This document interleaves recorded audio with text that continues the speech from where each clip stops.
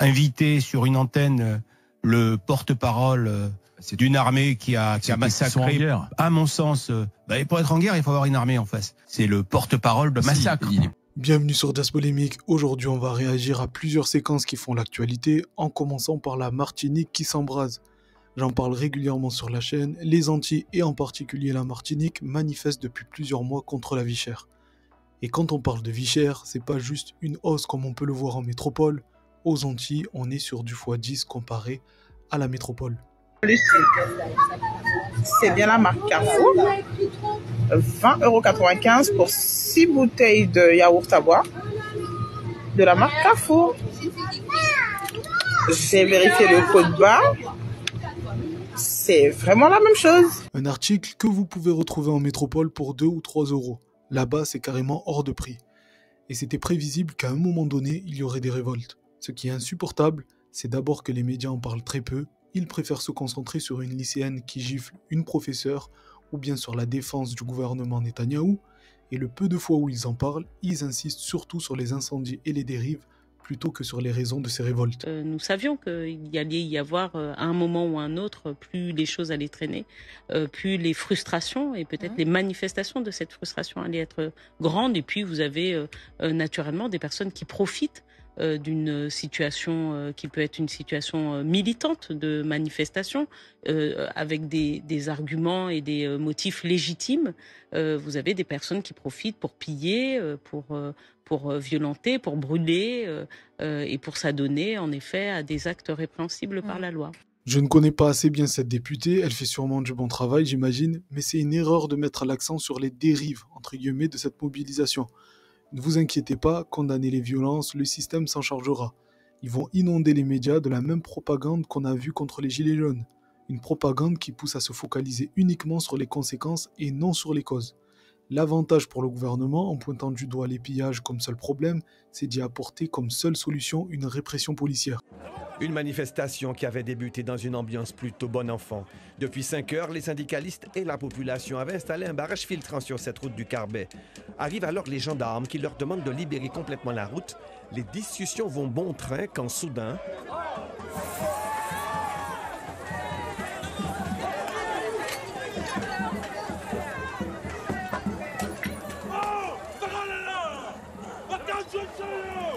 Sauf que cette fois, ça ne semble pas fonctionner, car les Antillais n'ont pas le choix, c'est une question de survie. Peu importe le nombre de policiers ou de militaires, ils vont continuer, je pense. Et ça, le gouvernement, à travers son ministre de l'Intérieur, ne semble pas le comprendre. Des renforts ont été acheminés, ou vont l'être, et on a aussi un travail avec la justice pour judiciariser un certain nombre d'individus. Je pense particulièrement à un qui sort de prison, de 4 ans de prison, qui a fait du trafic, là encore, de produits illicites. Donc on va rétablir l'ordre. Mais parallèlement, il faut aussi qu'on prenne en compte la demande de la population sur la vie chère. Donc il faut à la fois rétablir l'ordre et donner aux Martiniquais une perspective précisément vis-à-vis de la vie chère. À chacun de ces discours, il est obligé de caler le mot ordre. Rétablir l'ordre, maintenir l'ordre, etc., etc. Mais de quel ordre parle-t-on ? On parle bien évidemment de la domination bourgeoise sur le reste de la population. Et en l'occurrence en Martinique, on parle de la domination des béquets qui sont les seuls à profiter des prix exorbitants que l'on retrouve aux Antilles. D'ailleurs, et malgré les propos du ministre de l'Intérieur sur les soi-disant négociations en cours, ces mêmes béquets ne comptent pas bouger d'un iota sur la question de la vie chère. Mais la grande distribution, papa répète, 1 € on a bénéficié. Le papa répète 1 €. Je cite. Ayotte dit comme ça. Magasin peut continuer à brûler. Il peut continuer sous quoi, c'est pas rien ça qui a changé. Il a dit, c'est filmé. Non. Il a dit, je répète et je cite. Magasin peut continuer à brûler. Il peut sous quoi, rien peut changer. C'est très inquiétant, j'ai l'impression qu'ils ne prennent pas la pleine mesure du mal-être des Antillais, un peu comme les Caldoches en Nouvelle-Calédonie.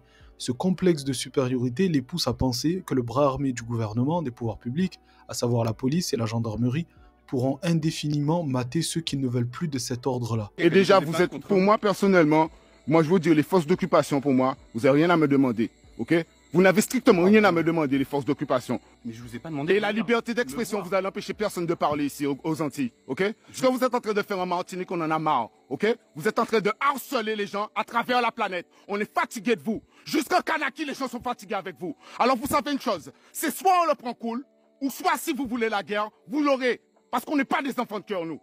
On n'est pas des enfants de cœur du tout. Il n'y a aucune menace, ok? On n'a aucune menace qu'on dit. On parle de notre bouche, ok? On dit ce qui se passe. C'est vous qui menacez les gens, ok? C'est vous qui menacez les gens partout sur cette planète. C'est vous qui empêchez les gens de vivre. Vous empêchez les gens de vivre, ok? Vous empêchez les gens de vivre en Kanaki, ok? Vous emmerdez les gens en Kanaki. Vous envoyez les forces de l'ordre parce que les gens réclament simplement des droits en Martinique et vous trouvez ça normal? Les nerfs sont tendus, hein. Et si vous voulez comprendre une des raisons qui poussent notre pays à s'accrocher autant au territoire d'outre-mer sans leur apporter la considération qu'ils méritent, regardez ça. Pourquoi la France s'accroche tant à ces territoires d'outre-mer? Eh bien c'est simple, parce que ces territoires permettent à la France de posséder le deuxième plus grand espace maritime du monde. Et ça, c'est un avantage stratégique énorme. Je vous explique. En droit international, on considère que toutes les eaux situées à moins de 200 km des côtes d'un pays lui appartiennent. C'est ce qu'on appelle la zone économique exclusive. Du coup, si un pays possède une île, même inhabitée au milieu de l'océan, eh bien le pays possède toute la mer autour de cette île dans un rayon de 200 km, ainsi que toutes les ressources qui vont avec, pétrole, poissons, etc. Grâce à ces territoires comme la Nouvelle-Calédonie, la Polynésie française, la France possède en tout une zone maritime de 10 millions de kilomètres carrés, alors que son territoire terrestre n'est que d'à peine 500 000 kilomètres carrés. Par comparaison, l'Algérie a 2,3 millions de kilomètres carrés de terre et a 400 kilomètres carrés de zone maritime. Tant que ce système est en place, personne ne va lâcher ces territoires d'outre-mer, et encore moins la France. Voilà un des problèmes, la France souhaite conserver ses territoires, mais elle ne propose pas un partenariat gagnant-gagnant adapté aux réalités locales. Le complexe de supériorité de nos élites les pousse à penser qu'elles peuvent opprimer et piller ces populations indéfiniment sans en subir les conséquences. Et on peut retrouver l'expression de ce complexe de supériorité notamment dans les médias. Très récemment, on en a eu la démonstration entre Rima Hassan et les présentateurs de BFM TV. Rima Hassan leur a simplement fait remarquer que le porte-parole de Tsahal les avait félicités, ce qui n'est pas anodin, et montre le parti pris des médias français dans ce conflit. Bien sûr, dans leur orgueil mal placé, les médias adorent participer à certaines propagandes, mais interdiction de leur faire remarquer. Le lendemain de ce drama, ils ont voulu faire une Cyril Hanouna en débriefant l'incident dans leur émission Les Grandes Gueules. Ils pensaient sûrement que leur chroniqueur serait entièrement d'accord avec eux, mais Mourad Boudjelal ne l'était pas. Voilà, par rapport à Pourquoi tu hausses les sourcils, Mourad? Parce que je suis pas d'accord sur les menaces qui vous sont faites, bien sûr.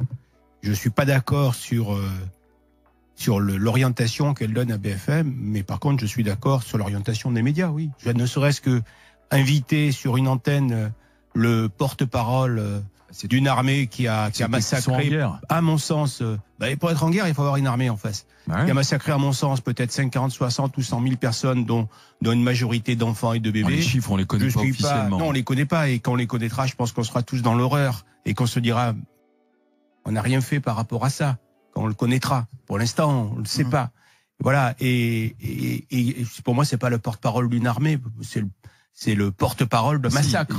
Et on n'invite pas le porte-parole de massacre. Je veux dire, comme on va pas inviter un représentant du Hamas, comme il dit, par rapport à ce qui s'est passé, pour expliquer. Il va dire, moi aussi, je suis en guerre et j'ai massacré le 7 octobre. On va pas l'inviter. C'est un assassin, c'est un terroriste. Tu mets ça et le Hamas au même plan, toi? Moi, je mets les morts au même plan. Oui, je mets les morts au même plan. Et voilà. Et donc, je ne priorise pas les morts. Voilà, que ça soit clair. Cette séquence prouve à elle seule que tout a des limites. Un mec comme Boudjelal, qui il y a encore 1 ou 2 ans était en phase avec le système et la propagande officielle, qu'elle vienne du gouvernement ou des médias, même si c'est souvent la même chose, aujourd'hui, face à l'horreur que l'on peut voir sur les réseaux sociaux, ne peut pas cautionner l'idée d'inviter le porte-parole de l'armée responsable de tout ça. Comme il le dit, ce serait inconcevable d'inviter le Hamas. Alors pourquoi Tsahal? Bref, leur coup n'ayant pas fonctionné, Atrucho et Marshall, et vu qu'ils sont remplis de haine, après avoir perdu la face à une arabe qui snob les médias, ils ont tenté le coup chez Léa Salamé 2 jours plus tard. Là, ils étaient sûrs que la soupe leur serait servie. Peu importe sur Rima Hassan, que le porte-parole de l'armée israélienne vous félicite sur la bonne mais, couverture de votre conflit. Il manque le début parce qu'avant cela, il engueule Benjamin Duhamel puisqu'on vient de diffuser un reportage qu'on a fait à Gaza avec des équipes palestiniennes, parce qu'il est très compliqué de faire des reportages à Gaza parce que c'est contrôlé par le Hamas. Ça commence comme ça, donc il engueule plutôt Benjamin Duhamel et ensuite, à mon avis, il se reprend pour équilibrer. Après, ça n'engage que le porte-parole de l'armée israélienne. Je pense que Rima Hassan, elle a été élue députée européenne, elle arrive avec le kéfier, je pense. Elle voulait faire un coup. Mais elle vient avec une autre idée en tête. On a été naïfs en fait. Et parler à sa fan base. Vous vous êtes fait avoir, vous dites? On s'est fait avoir, oui. Oui, parce que ça faisait longtemps qu'on voulait l'inviter. Elle disait non, puis tout d'un coup elle a dit oui.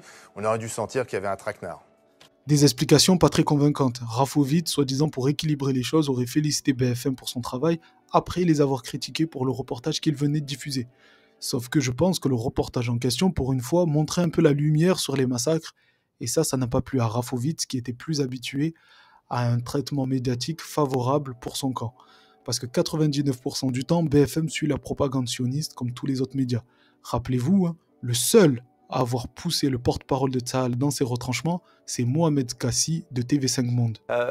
Est-ce que vous allez prendre en compte désormais l'urgence humanitaire dans l'enclave palestinienne? Est-ce que vous prenez l'État d'Israël pour un État qui ne connaît pas les règles de la démocratie et du droit international? Nous sommes une armée d'un État démocratique face au fascisme islamiste intégriste le plus horrible. Dans le contexte du respect du droit international... Mais entrer dans un hôpital, ça correspond selon vous au respect des règles du droit international et en particulier humanitaire? Et pour vous, un hôpital qui est utilisé comme base militaire... Non, moi je ne donne pas mon point de vue, Olivier Rafovitch, vous êtes porte-parole de l'armée israélienne, je suis journaliste, je vous pose la question. Non, moi je la pose aussi, vous êtes journaliste, vous êtes également un être humain, vous êtes également quelqu'un qui habite en Europe. Un hôpital doit-il être utilisé comme base militaire? La réponse est non, évidemment. Évidemment que non. Il n'y a aucune stratégie militaire qui fait que vous puissiez faire sortir, par exemple, si ces combattants s'y trouvent avant d'entrer dans l'hôpital, c'est impossible? Écoutez, vous connaissez le Hamas, vous avez vu ce qu'ils ont fait. Vous croyez quoi, qu'ils se comportent selon le droit international? Donc vous comportez comme le Hamas, c'est ce que vous nous dites ce soir? Là, vous comportez maintenant non pas comme un journaliste, mais comme quelqu'un qui prend une position politique. Olivier Rafovitch, vous venez de dire le Hamas, comment s'est-il comporté? Je vous demande si vous calquez sur eux. Non. Monsieur, je vous demande un peu de respect, s'il vous plaît. Ce que vous me dites là, c'est une attaque à l'État d'Israël et à Tsahal. Alors reprenez votre propos pour qu'on le comprenne. Non, reprenez-vous votre propos pour que je comprenne. Merci beaucoup, Olivier Rafovitch, d'avoir été avec nous en direct ce soir sur TV5 Monde. Merci à vous. Quelques jours plus tard, le même journaliste a été suspendu puis viré. Est-ce que ça a un rapport avec le fait que la femme de Rafovitch, Roxane Rouas Rafovitch, est très influente dans le milieu de la télé? On en reparlera peut-être dans une autre vidéo. Pour le moment, je vous invite à vous abonner, à mettre un pouce bleu et partager la vidéo. Je vous donne rendez-vous demain avec une nouvelle vidéo d'actualité. En attendant, prenez soin de vous, respirez un bon coup. Dans tous les cas, on est ensemble. Ciao!